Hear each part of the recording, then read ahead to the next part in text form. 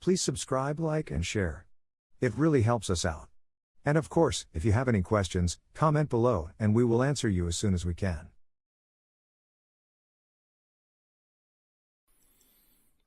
In a recent campaign speech, former President Donald Trump pledged to abolish taxes on overtime pay if re-elected. Speaking in Tucson, Arizona, Trump argued that this move would incentivize workers and ease hiring pressure on businesses. He emphasized that professions like nurses, truck drivers, and factory workers deserve relief, framing the proposal as a benefit for hardworking citizens.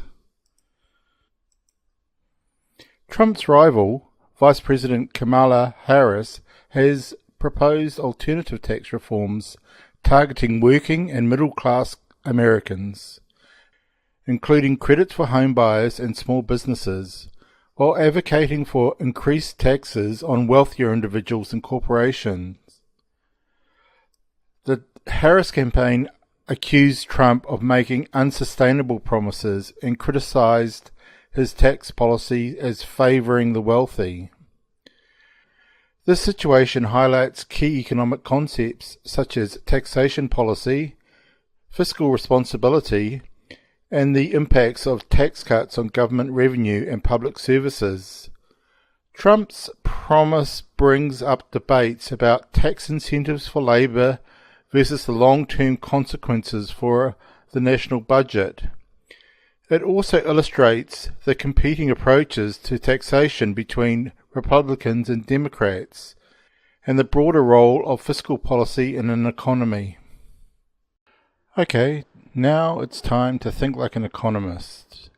Firstly, let's define the term tax incentive, explain how Trump's proposal to eliminate overtime taxes could affect workers and businesses, analyze the potential economic impact of cutting taxes while the national debt increases, and discuss whether cutting taxation is the most effective method for reducing inequality.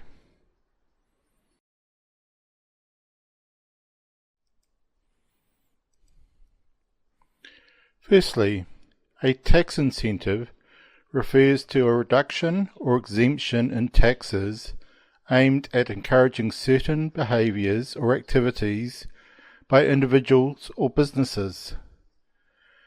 Governments use tax incentives to stimulate economic activity, promote investment, or support specific industries. For example, a tax deduction for home buyers encourages real estate investment, while a tax break for businesses might incentivize hiring or technological innovations.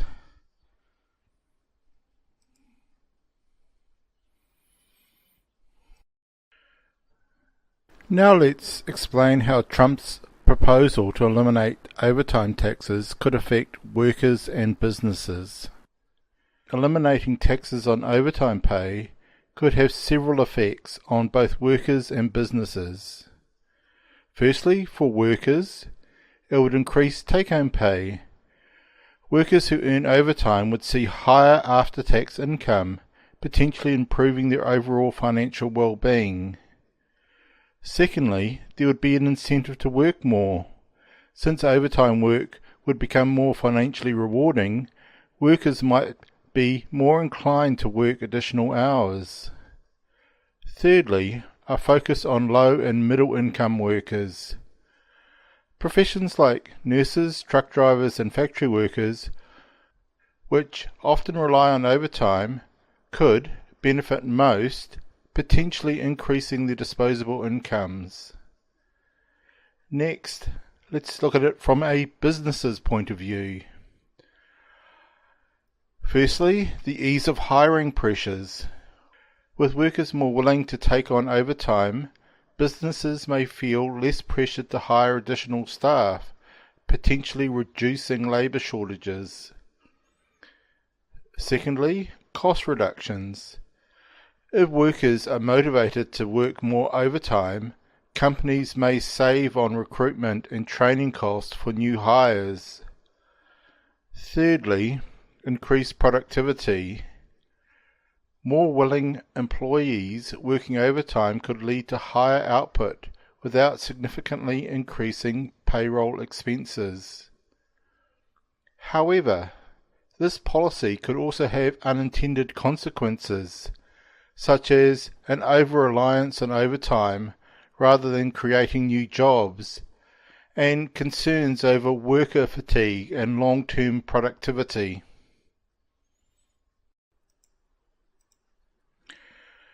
Now let's analyse the potential economic impact of cutting taxes while the national debt increases. Cutting taxes, especially without equivalent cuts in government spending, can lead to several economic consequences, particularly when national debt is already high. Firstly, there will be a short-term boost. Tax cuts can stimulate economic activity by increasing disposable income for consumers and reducing costs for businesses, which may lead to higher consumption, investment, and job creation. Secondly, increased borrowing. When tax revenue decreases while spending remains constant or increases, the government often needs to borrow more money, which raises the national debt. Interest payments on this debt can eventually consume a larger proportion of the federal budget, reducing funds available for other public services such as healthcare, education, or infrastructure. Thirdly, the crowding out effect. Rising national debt may lead to higher interest rates as the government competes with the private sector for borrowing, which could reduce business investment and slow economic growth in the long term. And lastly, inflation and economic instability. Excessive government borrowing, especially during times of high inflation or economic uncertainty, could lead to further inflationary pressures, diminishing the benefits of the tax cut for consumers. Moreover, growing debt may erode investor confidence in the country's fiscal stability, impacting the economic long-term health. Ultimately, while tax cuts can provide immediate economic stimulus, failing to address rising debt levels could undermine those benefits, leading to larger fiscal challenges in the future. Lastly, let's discuss whether cutting taxation is the most effective method for reducing inequality.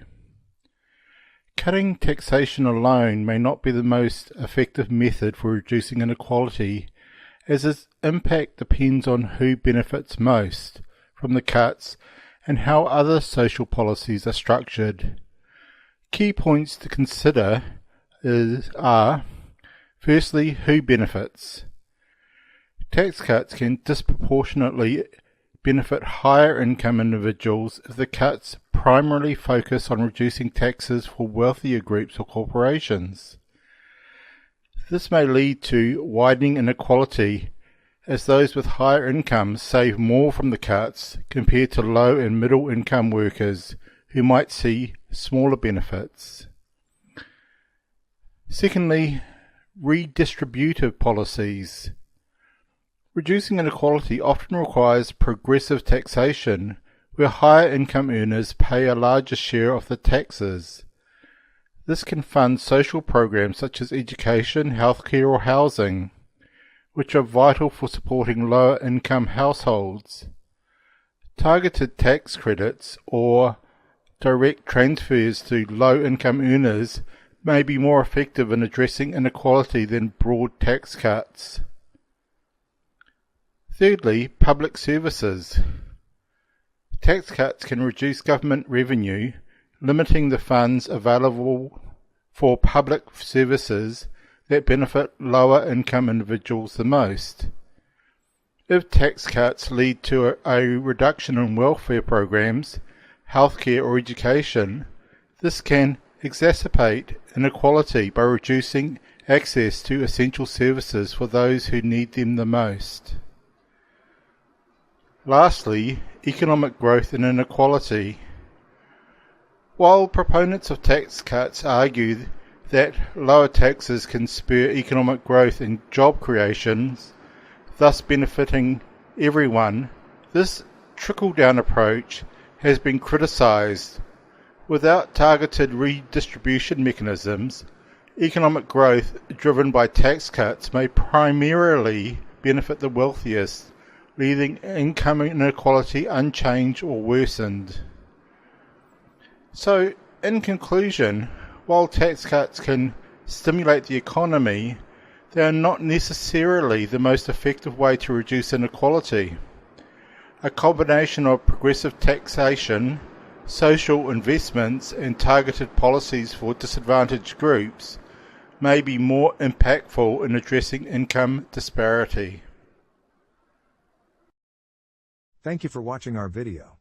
Please like, subscribe and share. And comment below so we can clarify things for you.